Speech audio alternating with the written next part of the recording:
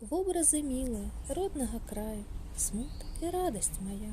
Что мое сердце до вас порывае, чым так прыкованы я?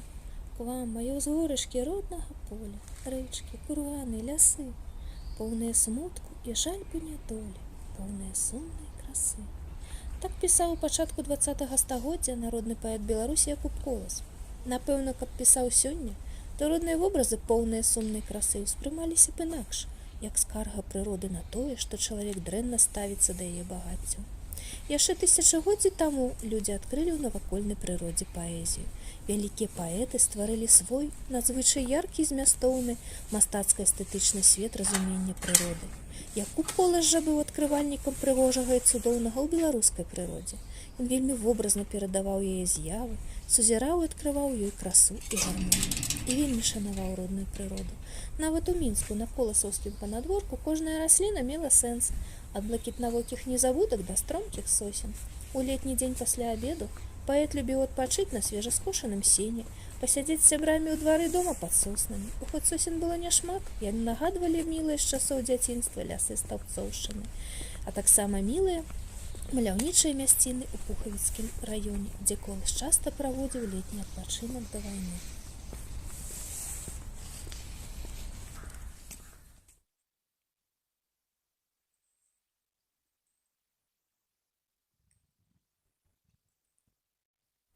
Традыцыйна каля хаты расло шмат кветак. Ружы, півоні, усходнія макі, флоксы, але гаспадару больш падабаліся палявыя, лугавыя, лясныя кветкі. До музея ступае цяністы сад, дрэвы якога некалі былі пасаджаны руплівымі рукамі паэта. Якуб Колас пастаянна ўдасканальваў сваю сядзібу.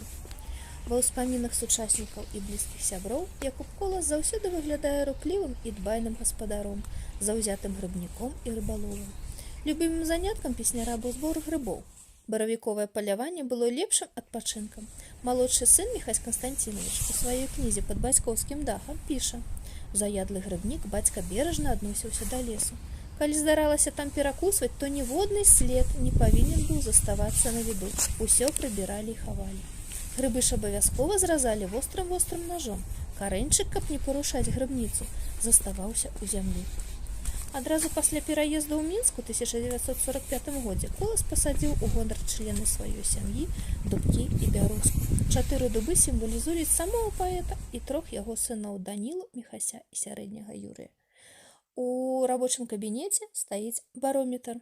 Якуб Колас вельмі непакоіўся, калі ўлетку не было дажджу, бо ў душы заставаўся селянінам.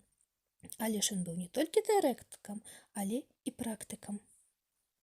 Па колеры неба ў час захаду сонца, па руху і форме аблачынак, па шолагу лісця ў лесе, па паводзінах жывёлы, якая вечарам ідзе з поля, па птушыным гомане, ён мог вызначыць, якое будзе надвор'е. Кожны з нас выбірае свой шлях.